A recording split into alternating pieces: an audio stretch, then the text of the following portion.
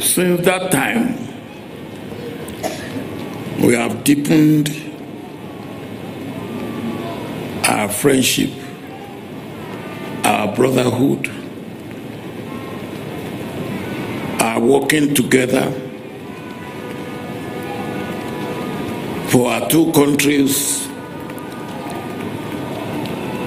for Africa, and indeed for the world. Over the years, I have come to know Raila very well.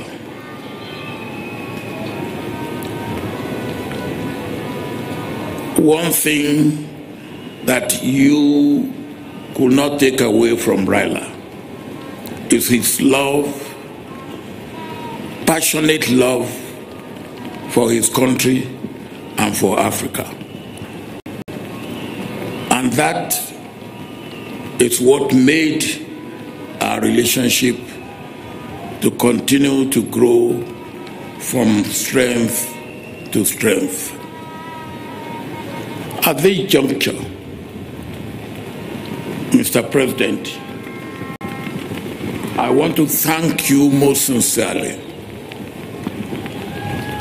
for all that you have done to make this day a great day that it has been for our brother Raila Odinga, for the Odinga family,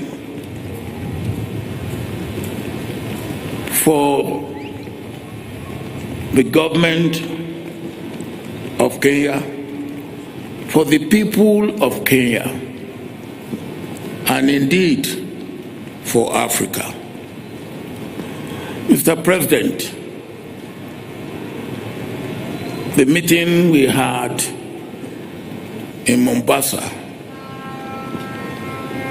which brought you and Raila together, and which led to you making room for ODM and other parties in your government, is what makes this day a pleasant day that it has been for all the people of Kenya. And indeed, it is for me a lesson for all of us in Africa, a lesson of understanding, a lesson of tolerance, a lesson of love, a lesson of accommodation, a lesson that our nation, our continent, is bigger than any individual or group of individuals in our country. That is a good lesson that we must learn. One thing that I always like about Raila is his sense of humor. Anytime we met, no matter how serious the situation may be, you can be sure that Raila will turn the tension to something to laugh about. And for me, I've lost a brother, I've lost a friend, I've lost a confidant, I've lost a co-worker in the vineyard of Africa. Sleep in the bosom of your Creator. Adieu, Raila Odinga.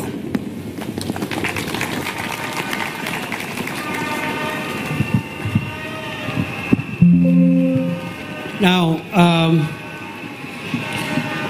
the late Prime Minister Raila Odinga had other friends, and there are two other families that are represented here today. The late Raila Odinga was a friend of the late former Prime Minister of Zimbabwe, Morgan Tsvangirai, who is represented here by his wife. The family is represented here by his wife. The late Right Honorable Raila Odinga was also a close friend of the former departed President of the United Republic of Tanzania, the late John Pombe Magufuli. The family of His Excellency Magufuli is represented here today by the daughter of the former President, Jessica Magufuli. Having done that, it is now my honor to invite the final speaker of the day, His Excellency President William Samoei Ruto, President and Commander-in-Chief of the Kenya Defence Forces.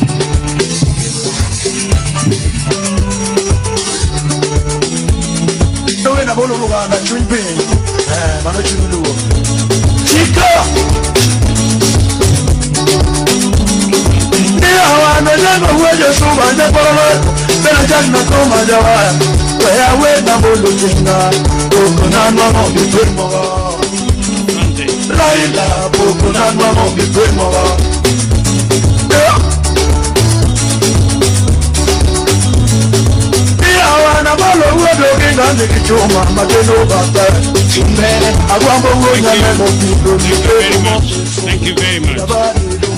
Asanteni sana. Asanteni sana. Mama Aida Odinga, mke wa ndugu yetu, rafiki yetu, kiongozi wetu, pamoja na watoto wake Rosemary Junior na Winnie.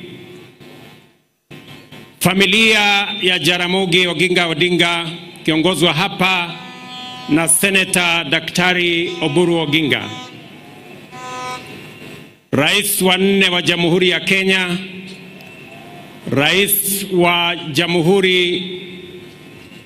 wa zamani wa Jamhuri ya Nigeria, ndugu viongozi wetu wa dini, maaskofu na wananchi wa hapa Siaya na Wakenya wenzangu wote ambao mnahudhuria mazishi haya. Napenda kuwasalimu hamjambo. Amoso ujodurua. Amoso ujodurua. Jodurua untie. Jodurua Bwana asifiwe. Mimi kwanza naleta rambirambi zangu za mke wangu na watoto na za serikali zima la taifa letu la Kenya kwa familia ya huyu shujaa, our brother, the leader of ODM, the foremost political engineer in our republic, as we have been told. Nikisema pole sana Mama Aida na watoto na jamii kwa kumpoteza ndugu yetu aliyelala hapa, Mheshimiwa Raila Amolo Odinga. Let me say this for the record. The nation of Kenya today is flowing with floods of tears of grief. The foundations of Kenya are shaken by the stomping footsteps of mourners. and the soul of our nation is aching because of the loss of a great hero of our nation, a man who has been made through fabric of struggle, a man who many fondly referred as the people's president.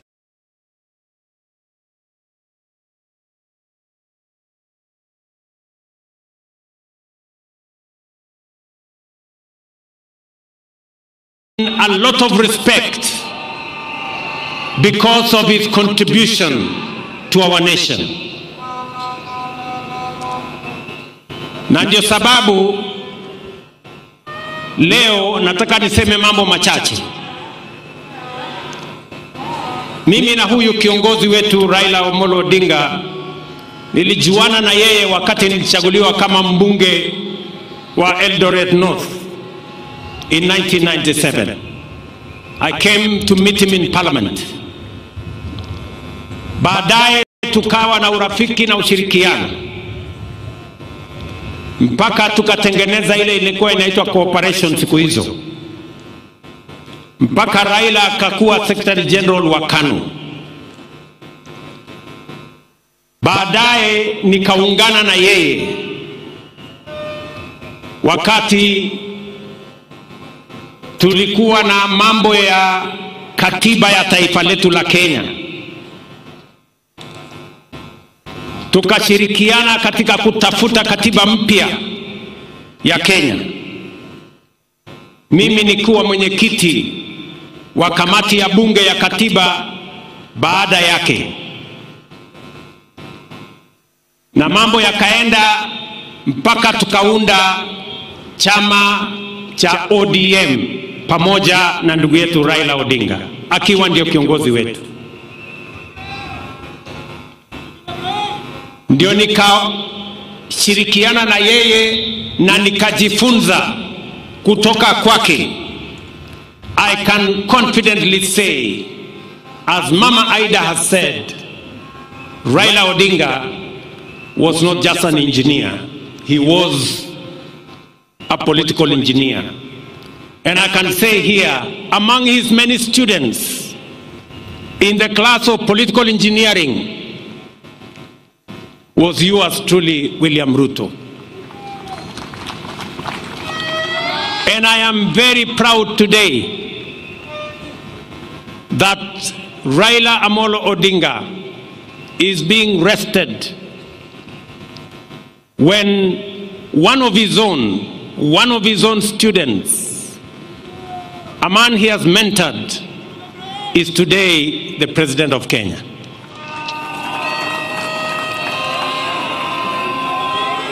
Mimi nataka niseme hivi. Mheshimiwa Raila Amolo Odinga, katika uchaguzi uliopita wa 2022, watu wengi ambao walikuwa wananiunga mkono walikuwa wanashangaa sana kwamba mimi si kuwa na wasiwasi wowote na uchaguzi wa 2022, kwa sababu mashindano ilikuwa kati ya Raila na mwanafunzi wake. And therefore it didn't matter to me the outcome of the election of 2022. Either Raila Odinga was going to win or his political student William Ruto was going to win. And that is why hata wakati waliniuliza watu wengi, wewe bana, wewe unawezaje kushindana na Uhuru Kenyatta na Raila Odinga wakiwa pamoja? Mimi sikuwa na wasiwasi, kwa sababu kama Raila angeshinda hiyo uchaguzi, mimi ningekuwa nimepata ushindi, na kwa sababu nilijua yeye yale alikuwa amepanga katika manifesto ya Azimio, mpango ya housing, mpango ya universal health coverage, mpango ya elimu, mpango ya kilimo, mpango ya masomo yalikuwa sambamba na sawia na sawa na yale nilikuwa nimepanga. It is just a student and his teacher. And that is why I can now reveal here today that immediately after the election, a few months, and there are witnesses sitting in our midst today, I looked for Baba. A few months after the election, nikamwambia mheshimiwa, tukaketi chini na yeye, nikamwambia mheshimiwa Prime Minister, wewe ni mwalimu wangu. Kwa umri mimi natoshana kuwa kijana wako. Kwa mapenzi ya Mungu mimi ndio rais wa Kenya. Nikamweleza mheshimiwa Raila, kwa hii serikali mimi nataka nikupatie mambo machache. Nikamwambia kwanza, kama utasimama 2027 kuwania urais, ama kama utaunga mkono mtu mwingine, mimi hainijalishi. Mimi ninataka kama kijana wako niliyejifunza siasa chini yako, nataka nikushughulikie, kwa sababu wewe, you have made a huge sacrifice for our nation. You have made a huge contribution to our nation. And I told Baba, I want, as a person who has learned in your political school of politics, I know you have made a huge contribution to Kenya. I know you have paid a huge personal sacrifice, family sacrifice, community sacrifice. I want to right the wrongs that have been done to you in our nation.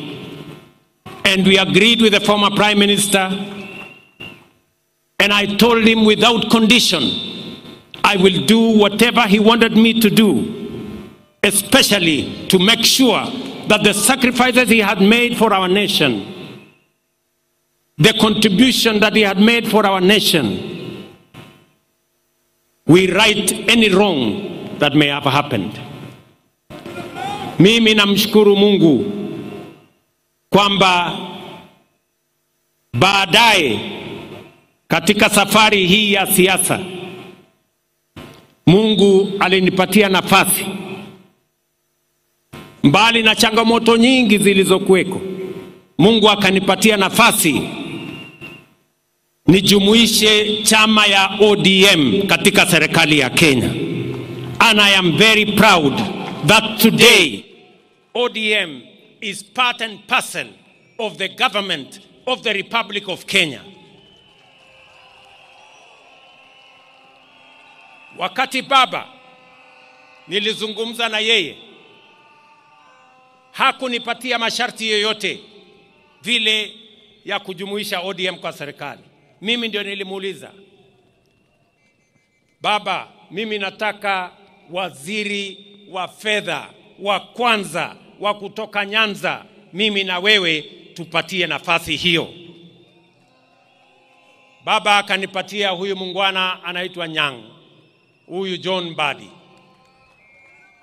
Leo I am very proud that Baba and I made the decision to have John Badi as the Minister of Finance of Kenya. Today, inflation has come down to 4% from 9.6%. Exchange rate has come down from 165 to 129. Today, our inflation, I have said, exchange rate, our interest rates have come down, and Kenya is now the 6th largest economy in the world, in Africa. This man, John Badi, anatosha ama atoshi? Wengine waliniambia ya kwamba hatoshi.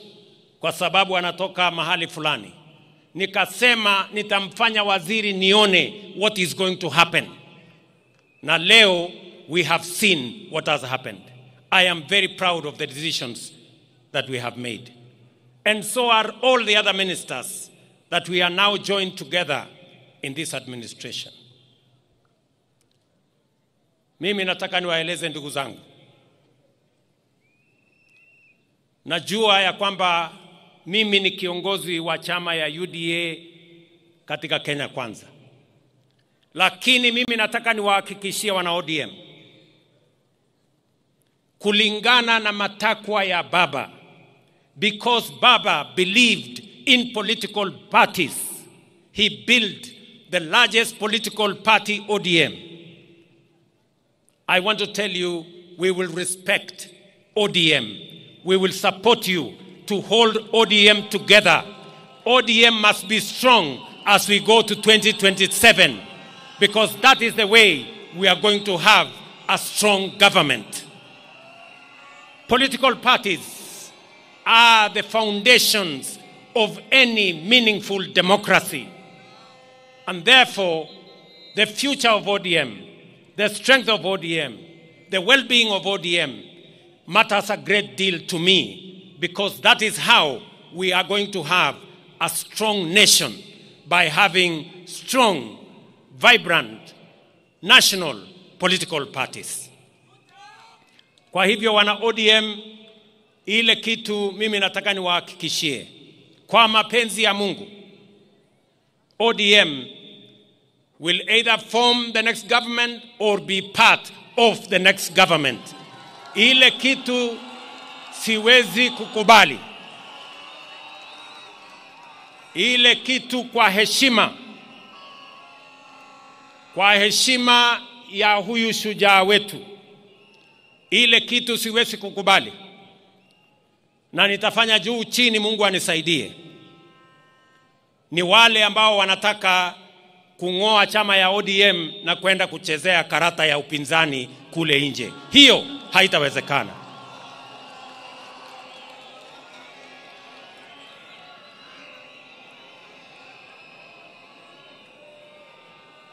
Si tukisema ODM tunasema tuko tayari. ODM. ODM. ODM. Muko tayari? Muko tayari? Tuunde serikali 2027. Mimi nataka niwaeleze hivi. Baba, we consulted with him very often. But the last 1.5 months were very difficult times, because every time I met Baba, his voice was hoarse, and he kept on telling me that I am weak because I am taking some drugs. And I was very concerned. He explained to me that he had gone to Dubai, and he had gone to the American hospital, and they had told him a few things about his health. And then he came back and went to Canadian hospital again in Dubai.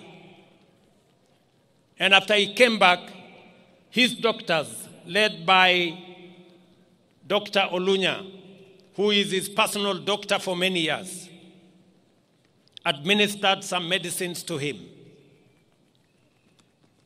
And when I went to New York for the United Nations General Assembly, I kept track with what he was doing. And I told him, I will come back, I will come through Dubai, I will also do a medical checkup, but when I come back, I want us to meet. Because his health was very concerning to me. So when I came back, I thought I would meet him on a Saturday, or was it a Sunday? But when I called him, he told me, William, Bill, actually, I have gone to Malindi. The doctors have advised me to go and rest in Malindi. I will come back on Tuesday. So I told him, it's okay. Let me go to the farm. I will come back on Sunday. I will wait for you on Tuesday. On that Tuesday, Baba called me and told me he is coming. And he wanted to come and meet me in the office. I told him, because you're not feeling very well, you go home, I will come home in the evening. And that evening on Tuesday, nikaenda nyumbani, Mama Aida akatupikia chakula, nikawa na ndugu yake Uburu, nikawa na msichana wake Winnie, tukakula chakula cha jioni, tukaongea, akatueleza sisi zote vile alivyokuwa anajisikia, na kwa kauli moja sote pale tukamueleza hatutaki guesswork kwa mambo ya afya. Wewe mwenyewe na madaktari zako uamue. Na nikamwambia serikali ya Kenya itamsimamia akiamua kwenda mahali popote kutafuta matibabu. Kwanza alikuwa anajaribu Ujerumani,